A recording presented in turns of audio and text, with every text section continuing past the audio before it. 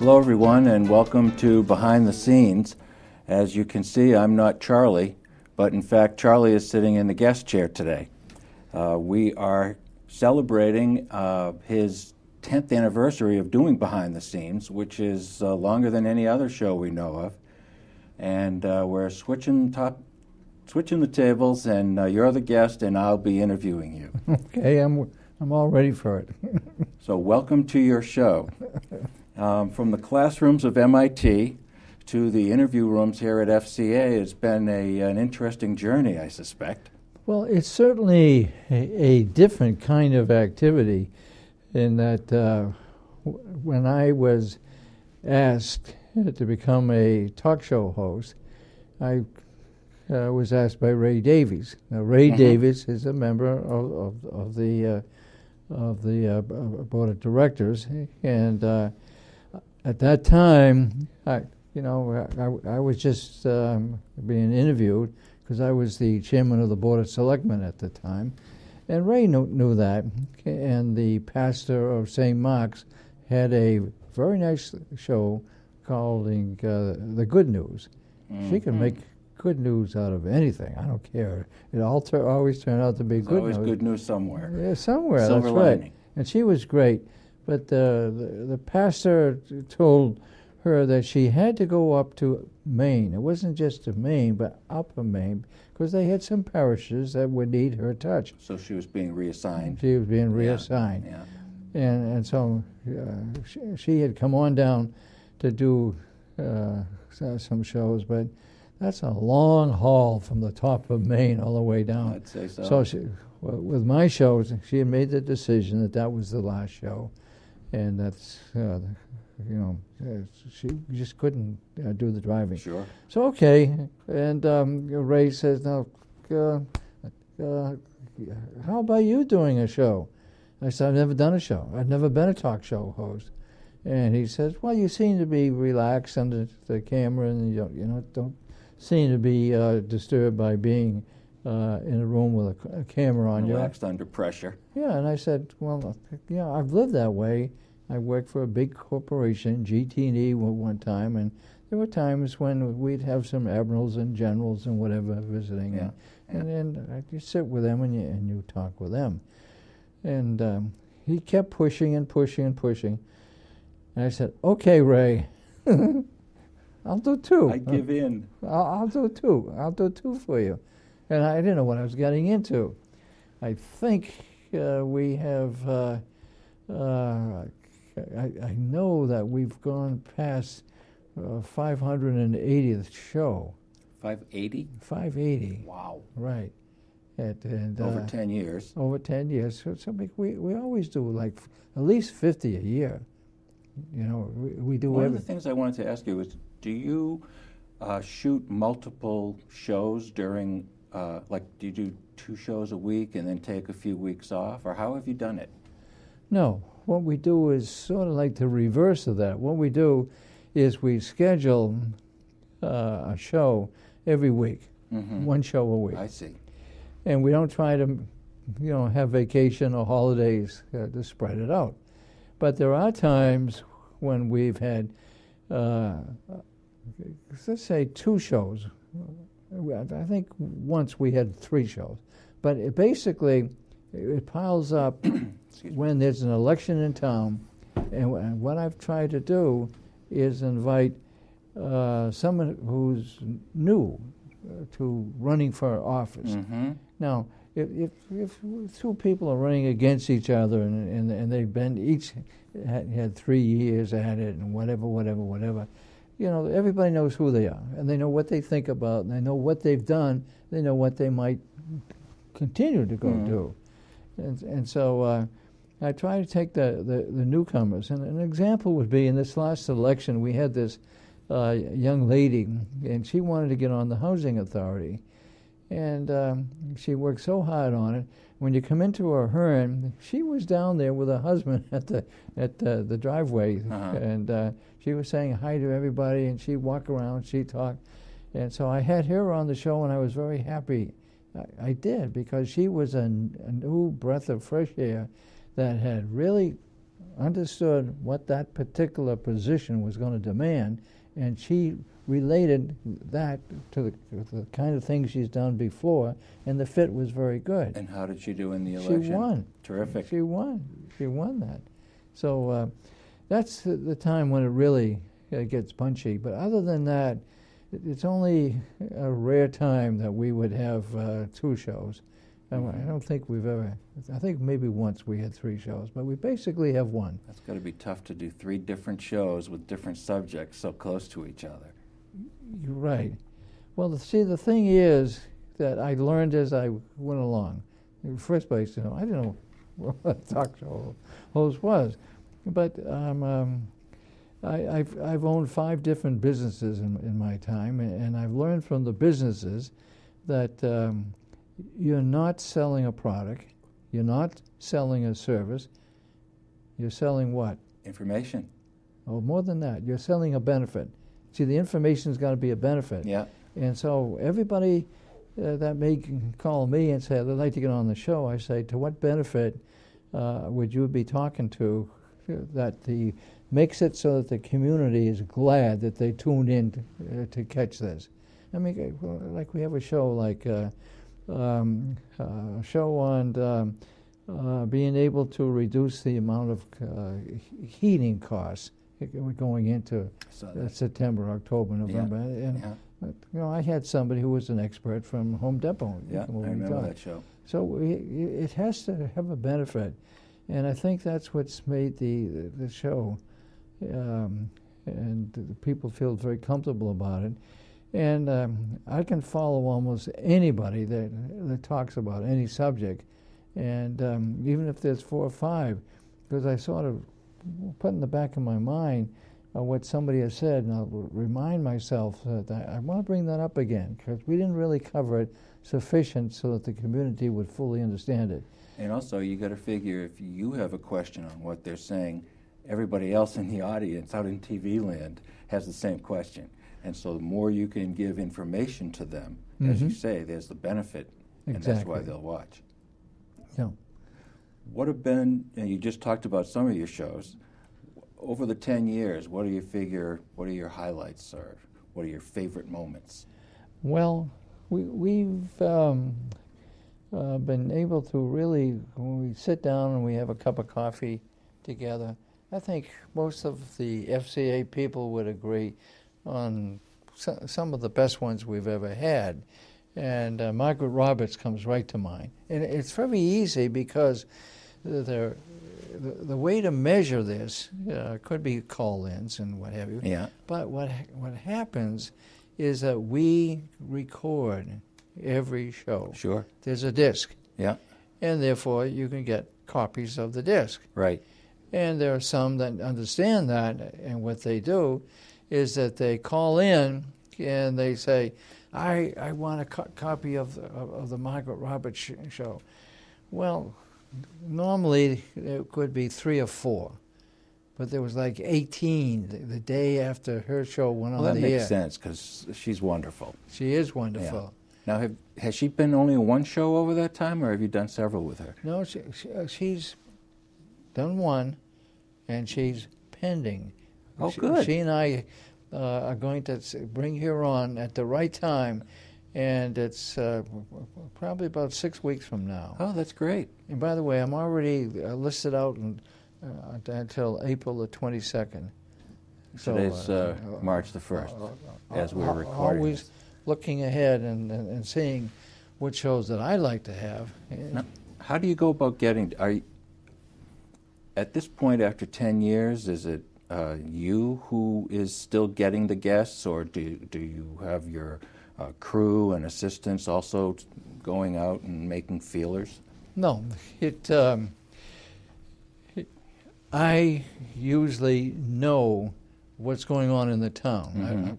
I'm the former president of the Rotary, former president of the Tri-Town Chamber, and so on. I didn't know that. And so I know a lot of things that are going on, and I know that it would be of value to the community to know, because then they can put a voice to something, say, we're for it or we're against it, and if we're against it, this is why we're against it, kind of thing, all ahead of time. before and votes are taken and what have you. Yeah. So basically, I would say over this period of time, I probably have initiated, I would say, somewhere between 85 and 90% of them. But there are those who will contact me and say, I want to talk about this, I want to talk about that. Well, I've heard that sometimes guests approach you because they want to be on your show and to get their word out. Oh, sure. Well, one example of a very interesting show, one of the very strong people in town is Doug Seuss. Oh, yeah. And Doug has the midget football group. Okay, so... And he announces the high school football games. Oh, okay. Well, he said, we cannot put the teams on the field this year because we need to change the helmet. I remember that show as well. And it's required. You need to be able to put the other ones aside and get this type. All because they are protection for the young person. Concussion. Make sure you don't get a concussion. That's the worst thing I can think of as a kid that age getting a concussion. Because you usually carry it throughout the rest of your life. Especially if you get it at that age. Right. So, okay. I said, all right, let's just see if we can help. How much are these $65? He said, $65, okay. So we get set up. And by the way, I only come about 5 minutes before the show. You said that. I want to talk about that a little afterwards. Okay. So anyhow, there's Doug, and there's another coach of the midgets, and there's two youngsters, and they each got a helmet. One has got what they've always had. The other one's got this brand new one. And so we got to talking about it, and then we got to talking about the helmet. And you could see the helmet. You look at it, and the new one has a lot more padding. You look inside, and the other one didn't have this kind of thing, this shock absorber kind of thing, or whatever. And it turned out during the show that I learned that each of these two young players had a concussion. I said, wow. And that's what I like about shows. I like the reality of it. And Lyme disease was a show we had, and I had the father, the daughter, and the grandson come in, and we talked a little bit about it, but they then explained what it was like to try to get the right medical people and all this. So anyhow, this was real. It was really real. It was live. And you listen to these kids and their experience having a concussion and what have you. And we talked about it and made it known it was $65, and we were able to establish a phone number so that people could call in or go directly to Doug and what have you. And so the whole thing came across that way, and I was bringing information out more and more and more. And that's feeling fairly comfortable about it. And then we appeared, Richard was giving me the signal we're running out of time. I said, okay, I get the last minute, the last 2 minutes. And I try to just go with the flow. Yeah. But if I want the last 2 minutes, it's because I want to add something. Yeah. And what I said to the community, I said, this show has been one where it's not a concentration on $65. I'm not going to ask anybody out there to put up $65 or more to buy a helmet. I want you to think about this. This is about concussions, and what we need is the protection for these kids. That's what I want you to think about. And boy, people came through. Wasn't there a concert fundraiser associated with that as well? It could have been. I wasn't aware of that. But information like that is really critical to getting out into the community. Right. I mean, you have the reporter, but it's not a face-to-face thing. Right. Right. And this town is very, very special. It's got a heart. And if people can see a need, they move to solve the need. And we were talking about that just before the show, is how really it's pretty well known that if someone is in some kind of a crisis, people will gather around to help. Right. One other thing you probably don't have as a question, I'll just mention it, and that is, I would say the last year and a half, I felt that what we ought to do is find a way to bring people who may be called seniors now, but who were very strong contributors to our community. Well, the very first one was Vinnie Zappi. And, I didn't tell Vinnie I wanted to talk about his life and all this, because he would never have come. And so he came in and we talked about sports, and we talked about this. It's amazing, by the way, the people that knew and loved Vinnie, and one of them was Robert Kraft. And every time that I saw Kraft, he'd ask, "How's Vinnie? How's Vinnie doing?" And he really, really respected and admired. Yeah, I understood Vinnie. that. Yeah, and it turned out it was a good show, and we covered a lot of the different things that Vinnie did over the years, and what he really meant to this community. It was sort of quietly leading him into certain different areas where he as a gentleman, he felt he was going to contribute to answering it. You had him trapped. Yeah, right. and it went fine. 7 days later, he died. Oh, no. And I said, holy moly.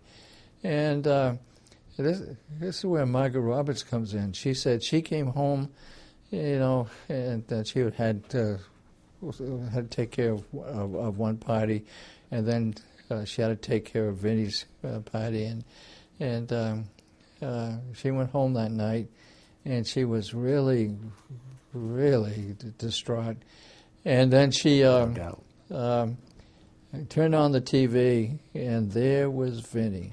And so and she said he had all the movements, he had everything. It was Vinnie.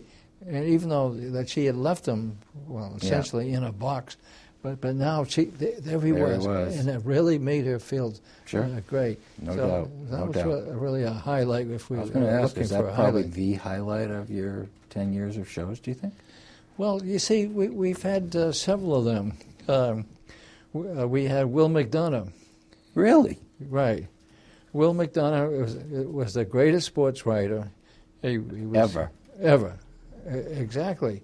And he came out here at my request, and was part of my show. He also brought the other reporter from the Quincy area and Weymouth area, the big husky guy over there. And that was one of our real top shows because it was real. And that must have been terrific. I mean, they talked about things that nobody else would know. First, Will can go anywhere. Yeah. He can pick up the phone. And when he calls the Oakland Raiders, he has the phone that's on Davis's desk, and he knows it's Will McDonough on the other end, kind of thing. Anyhow, he tells us a lot of things. He talked about the big flush and all this and all that. Clue me in, the big flush. Well, the big flush was here he and the other were here.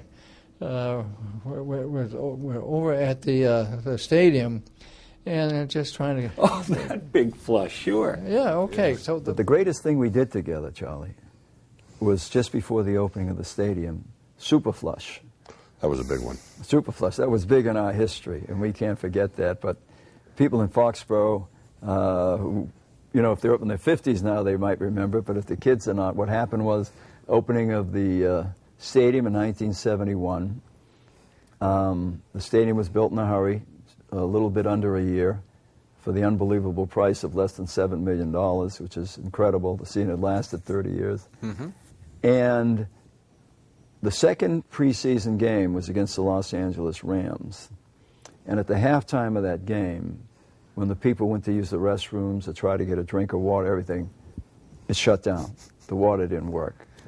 So the State Board of Health come in and said, we're not going to let this happen again. And the Patriots, the next week, we're going to start the regular season mm-hmm. against the Oakland Raiders and the big buildup in the new stadium. So the state said, we are going to have a test the day before the game to make sure there'll be enough water to suit us.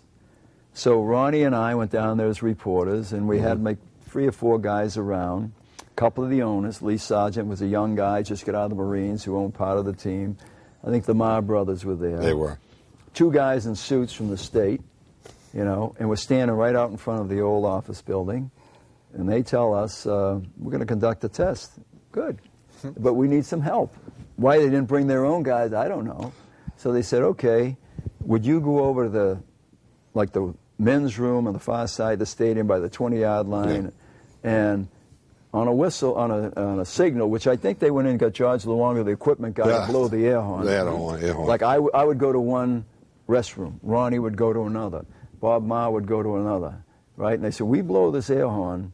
You flush the toilets as fast as you can. They wanted a simultaneous flush. Oh, yeah. Super flush. Super flush, right. using super you flush. all as runners. Yeah, so Ronnie and I aren't in the greatest shape, even in those days. But we were quick. Remember, it was boiling hot, Ronnie? Very hot day. So we'd go up there and we'd listen to air horn, and we'd run up and down, flushing the toilets and pulling the tree, whatever they had to do. You know, we'd run back down. We'd be covered, no kidding, covered with sweat, right? And the guy, they had some kind of meter. Remember that? They could tell what the pressure was. They had made some adjustments during the week with a water tower that was there, making sure there would be more pressure on the water. Yeah. Technically, I vaguely recall how it worked. Yeah, but and then the guy with the meter. The guy with the meter tell, would say, no, not enough. Would you guys do it again? Not enough. We're supposed to be reporting on the story, right? We go back. Here we go, running up the thing. Make all the flush all the way down. The end of the day was, they said, nope, no game tomorrow. State won't allow it. But this was before your time, Charlie. So the selectmen in FoxPro had an emergency meeting that night and voted, we're going to play the game. We don't care what they say. And that's how they played the first game ever in FoxPro Stadium. At least somebody had some guts. They did. They did the right thing. You know, you had 60,000 people coming down here. Yeah. And now, there's the highlight of his career. Yeah, that's right. There's not so many people that could say that they know It's phenomenal. I did not know that you had done a show with him. Oh, yeah. That must have been a terrific show. And I'm sure it's on tape somewhere in the archives. Oh, I get it out every now and then because somebody remembers it and they ask for it. They want to borrow it for some kind of a meeting or boy, a remembrance of Will or whatever. Should get that back on the air. Oh, sure. It's a great show. Yeah, he was a fabulous writer. When the Sunday paper came, I always looked to see if he had his section and he had written. Yeah, that was one of the first things you'd go to. That's right. Yeah.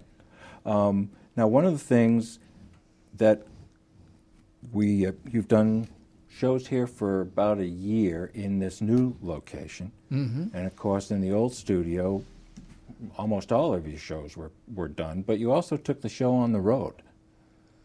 You do on-site interviews or go out with the camera and talk to people. Right. Talk a little bit about that. Okay. For example, these are the days that Ellsworth was he was my director and a little bit the producer at the same time. And for example, over where we now see the public safety building, and we see some of what's been going on up behind it and around it. But in front of it was this occasion when there's a huge tent. I mean, the tent was about 200 feet by about 68 feet, and every any kind of a thing, a restaurant or whatever that served food was there. And they had a little spot there, and that's what they were doing. I think somebody would pay $1 to go there. They could go in there and they could have a meal. Okay. How come no one called me? Yeah, they'd go around and so on. Now, Jim Darlington was the remote there, and Jim is not just like Ray McKenna and several others that have been the remote. He's in a class by himself, because here I am saying, I think we ought to catch this, I want to catch it, and he said, well, yeah, that's good, but I think we ought to do this. After a while, I just let him do it. He knows what he's doing. He's that good. He's got a sense, and he knows what we call B footage. He knows what B footage to take. Yeah. And it's going to have the biggest impact representing whatever's going on right there. And there was a couple from the FoxPro Jazz Band, and they were just the two of them, but they had enough music that coming from two of them that was great. It was doesn't surprise me, though. Yeah. Someone coming out of that program or involved in it now is... Right. Well, I've had all kinds of interesting things, by the way, and I'll deviate a little bit. And I had Steve Massey come on my show. Steve Massey is probably one of the best in the United States as a musical... I'd go beyond probably. Yeah. He's in a class by himself. Well, people learned that he was coming on the show, and they said, okay, you got to get Steve, get him to talk, because we don't know who he is and what he is. We know who he is as a teacher, but we don't know who he is as a thinker and as a personality and what have you. See what you can do. I said, okay, I'll see if I can draw him out. So we're sitting there, and I start with Steve, and I say, Steve, you know, you've got parts of your various ensembles and choirs and whatever that have gone down all on the Atlantic seaboard and performed. You've gone into Washington, D.C. and performed. Canada, I think a long time ago. Did they go to Europe as well? Well, I knew what they were doing in the United States. I didn't know what was going on outside.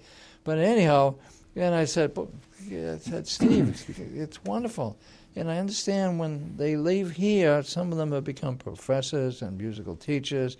Some have come on back here, sat next to your student, and they're renowned throughout the United States. Yeah. And that student must be feeling so great that he's got this particular person here. And I said, you've been able to develop some outstanding musicians. And he looked at me, and he said, yep. And here I am. I'm supposed to be getting to know him and getting the community to know him.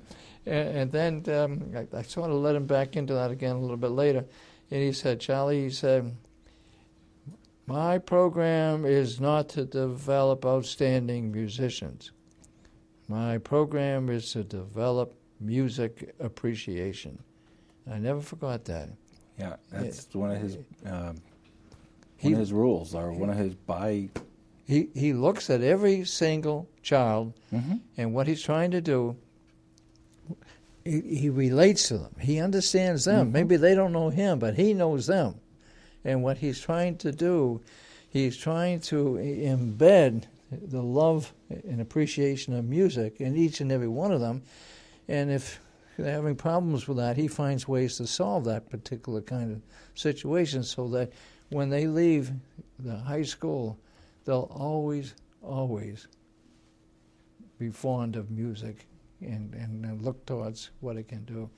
And music is a great thing. It's an absolute great thing. I can speak to that from my own family, where my son was in the percussion section of the concert band, the orchestra, etc. And I think people that are in the program learn not only to appreciate music and its benefits, but they have a high level of self-confidence and leadership just from being in that program and having the responsibilities of what they need to learn and how to perform, how to carry themselves. So yeah, I saw that show too. Now that I think of it, it was a great show. Yeah. Well, you want to take a break right now, and we're going to let's say yes. We're going to take a break right now, and we're going to show you some clips of various shows of behind the scenes that Charlie hosted for 10 years. And we'll be back after those clips with another guest or two. Okay. So enjoy the clips, and we'll be back very shortly. Thank you.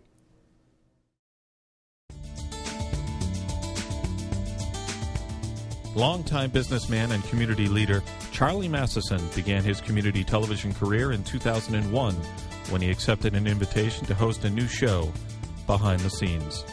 Good afternoon. We're here today to kick off a new program called Behind the Scenes. This is the second edition of our new program. Robert Durst came to me and asked if we could have a very unique group come to Behind the Scenes.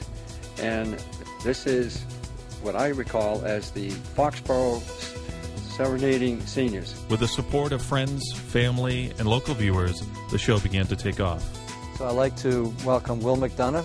Will, Thank you, Charlie. it's a real pleasure. It's my pleasure. And Ron Hobson, it's good to see you both. It is a real big pleasure of mine to have as a special guest today Mike Coppola. Mike, welcome to the show. Oh, happy to be here. I want to congratulate you on your 100th show. So that's kind of, in television, when you can reach 100 shows, it's kind of like winning the Super Bowl. So it's a similar feeling. Jonathan, thank you very much. Behind the Scenes is now the longest-running talk show in Foxborough cable access history. A remarkable accomplishment and one that continues. After 10 years, Charlie is still scheduling weekly shows that aim to inform and educate the community of Foxborough. Foxborough Cable Access is proud to be the home of Behind the Scenes. Congratulations to Charlie Matheson and all the volunteers who have worked on the show over the years. That was pretty interesting. I enjoyed those clips. How about you? Fun. Yeah, we didn't even see them. We're editing this after the fact. So, all right. So, welcome back with me and with Charlie and I for the second half of our show. Are Paul Beck, who's the president of the FCA Corporation and chairman of its board, and also Mike Weber, who is the executive director, chief cook, and bottle washer. So I'll say welcome to the two of you. Thank you very much. Now, what we've done in the first portion of this show, Charlie and I have talked about some of the shows, some of the highlights, really any number of topics. And we could have gone on for hours, I suspect. We could have. But now I think let's bring it, with the help of you two, let's bring it into the impact that Charlie and his show have had on FCA and how FCA all works together. I mean, I know from my perspective, I've had a pretty unique opportunity because I've been working with Charlie the 10 years that he had the show. I worked with Julianne Anderson beforehand and helped with the transition. So I've gotten to see the show grow over the years, and it's really become self-sufficient at this point.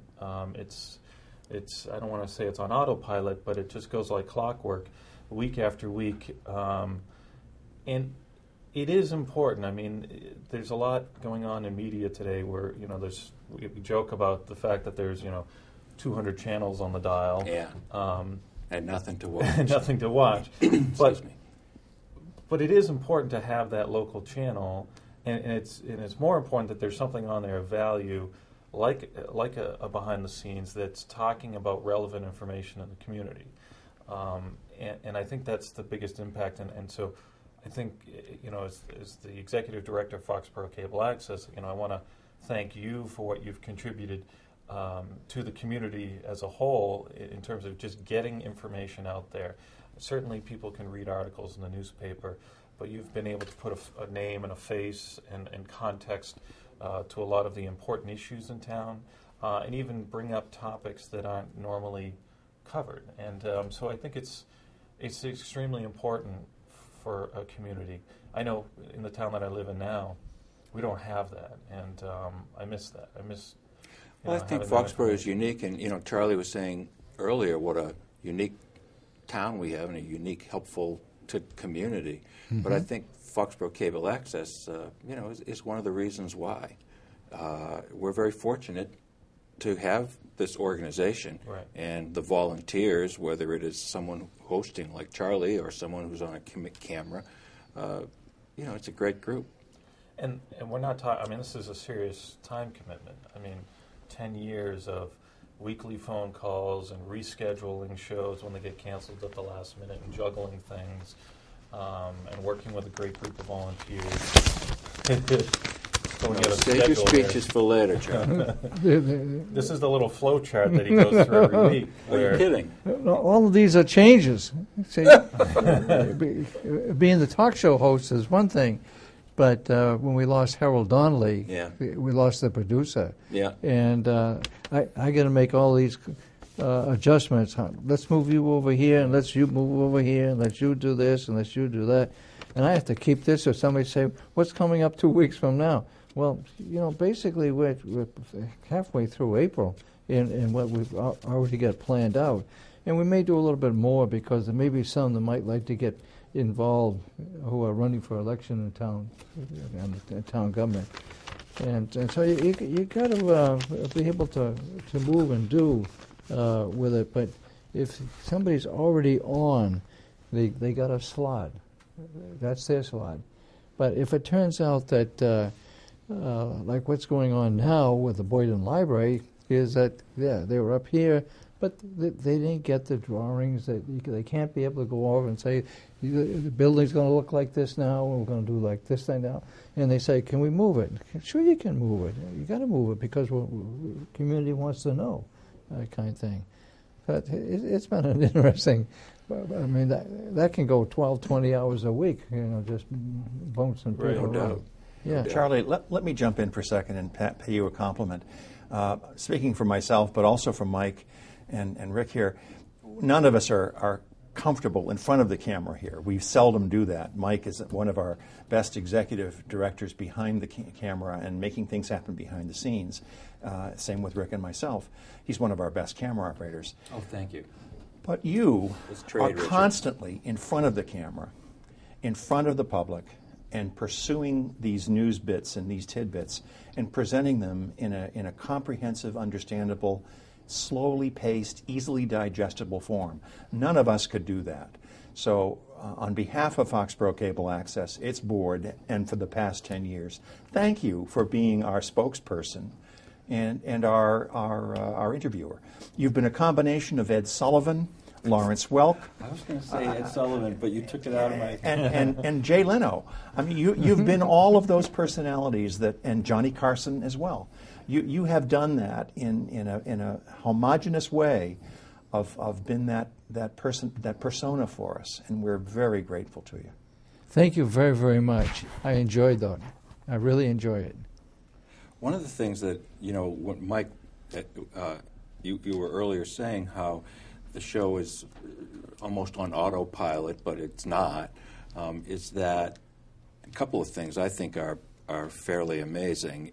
One, that shows come and go in the real world, never mind on cable where it's all volunteers, and that Charlie and Behind the Scenes has been going steadily for 10 years, which is amazing in itself.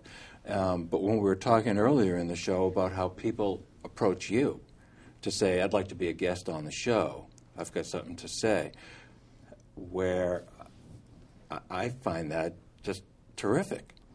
That you don't have to go out and scour the countryside to find someone of potential interest when there's people with a lot of interesting things to say who come and see you.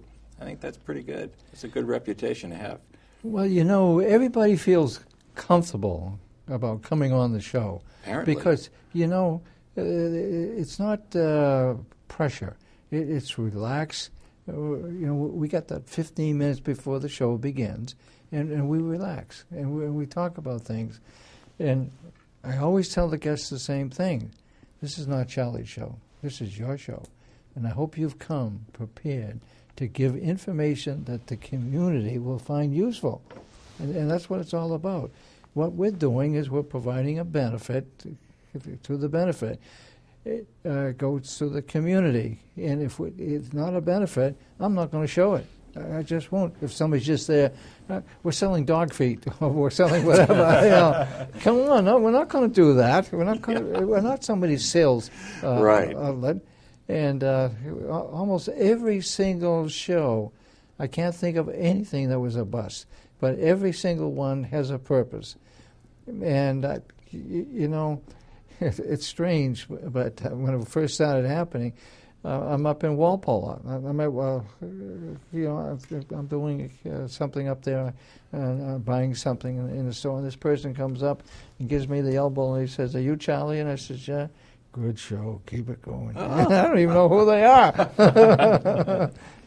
And it's the price of fame. That's right, celebrity. But it's because we have that kind of feeling about the show that it's doing a purpose, and we all feel it. I feel it, the guests feel it, we all feel it. We're trying, but the masks come off, and everything is happening during the show. Nobody is thinking step by step by step. Right. It's all just happening. Everybody's relaxed, and everybody's talking. And I look at it, and we've had as many as 45, 48 people. We've had the serenading seniors a number of times, and we've had the St. Mary's chorus, the young kids. Oh, I didn't know this. Oh, yeah. Huh. And, you got to modify yourself.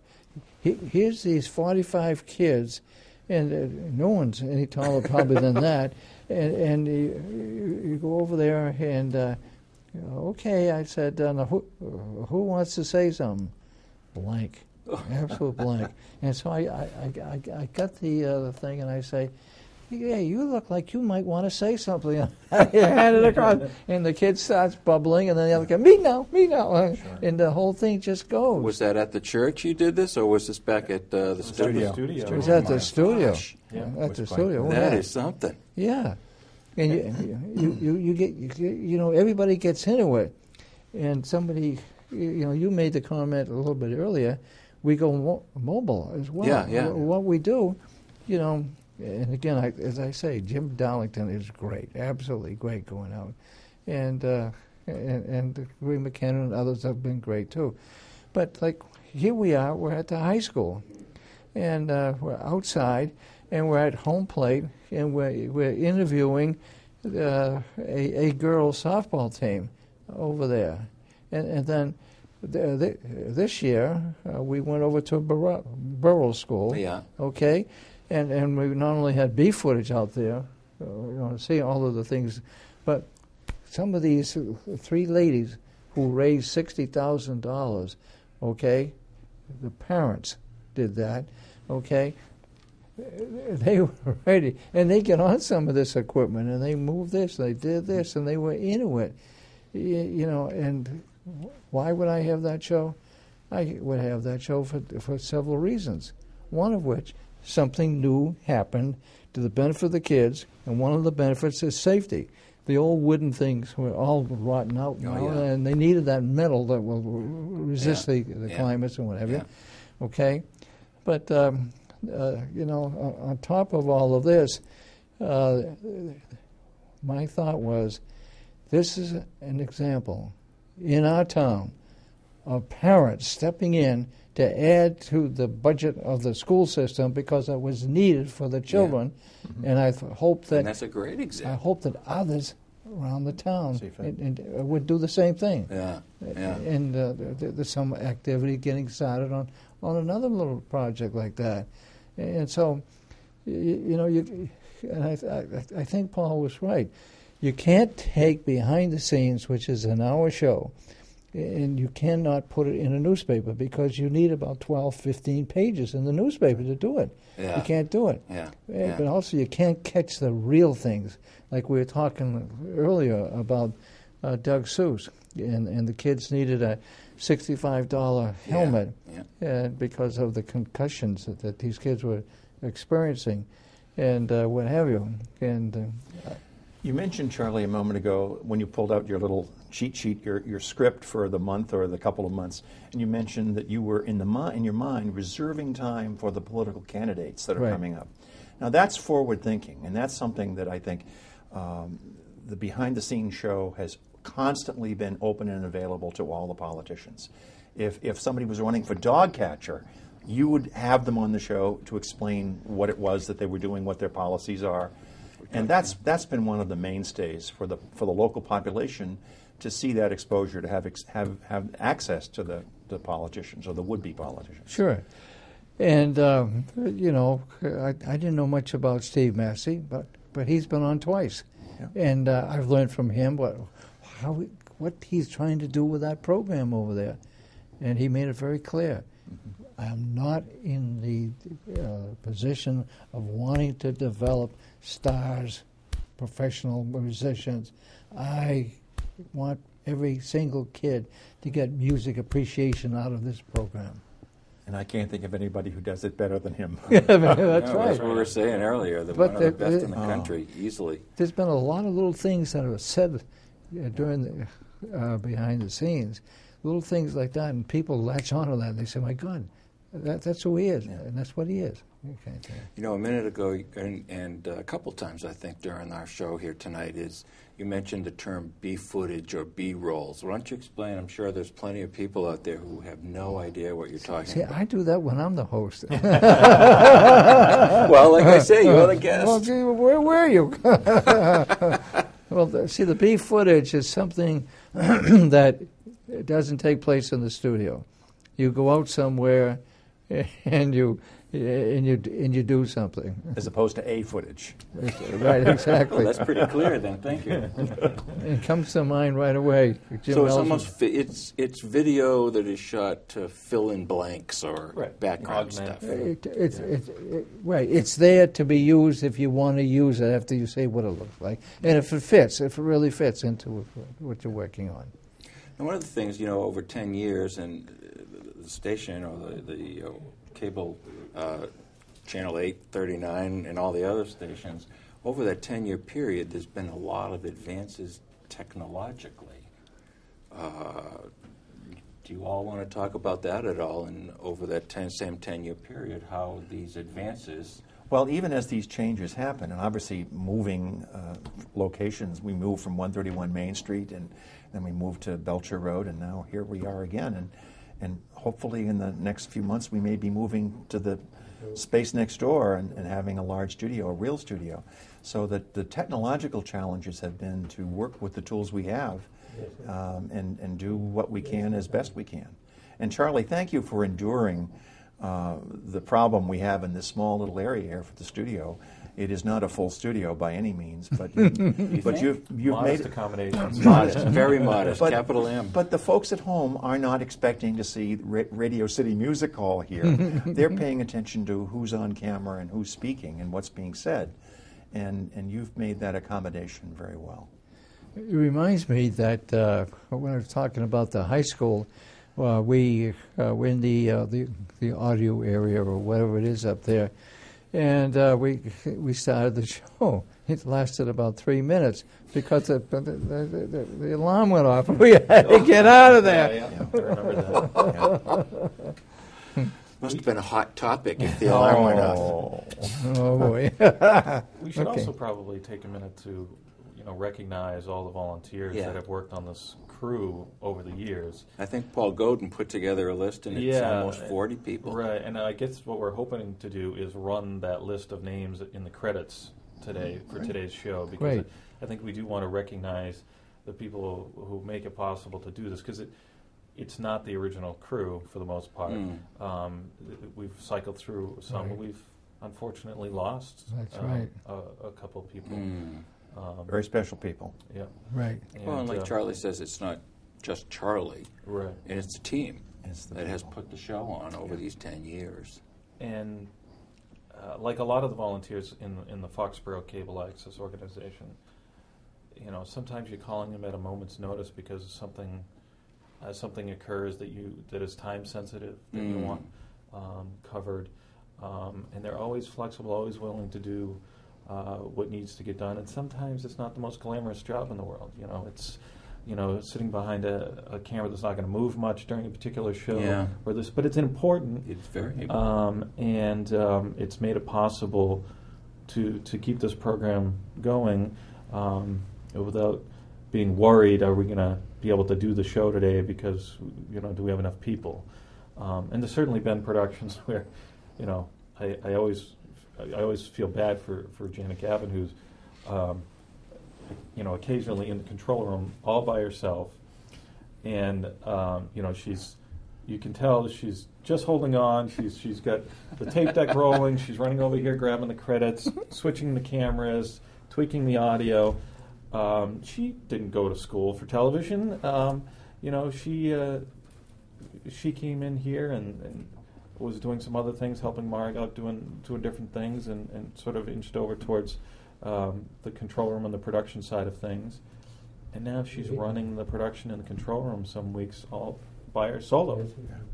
And that's pretty impressive. That's a very good story, because she really was just part of this program where if you volunteer, you get some credits against your real estate tax, kind of thing. And she took advantage of it. She volunteered. She did more than she was asked to do all the time, willing to step forward and be of use. And now where she is. She can run. Paul does most of the shows, but Janet runs some of these shows too. What an achievement for her. Absolutely. Well, she's in Florida right now, so I can only feel so, That's true. But, she's been great. And Jim Ellsworth, who really helped you with the show, and it was a core director / associate producer for a number of years, really was one of the ones that I think helped get the show into this groove that we've been able to ride on. If you didn't know Jim, he just has a great wit about him. Great personality. Absolutely can-do attitude, approach. And so he's missed. He sure is. He sure is. Tremendous guy. I'm observing that we have maybe 3 minutes left. We're getting signals from the floor director. So we have some presentations for Charlie, do we not? We do. I'll let you take care of that. Beyond the bottle of water. Last month, FoxPro Cable Access held their annual meeting and volunteer appreciation event. And each year, FoxPro Cable Access as an organization recognizes one of the volunteers who has sort of risen above and beyond, the call of duty, so to speak, somebody who has really contributed to the organization. And certainly, not only in the last past year, but over the span of the last 10 years, has been a significant contributor to the mission of the organization. And so Charlie was awarded the Volunteer of the Year at that meeting, and we haven't actually officially given you the plaque and certificate, so we wanted to do that on camera, and thank you for everything that you've done for this organization and getting this important information out to the community.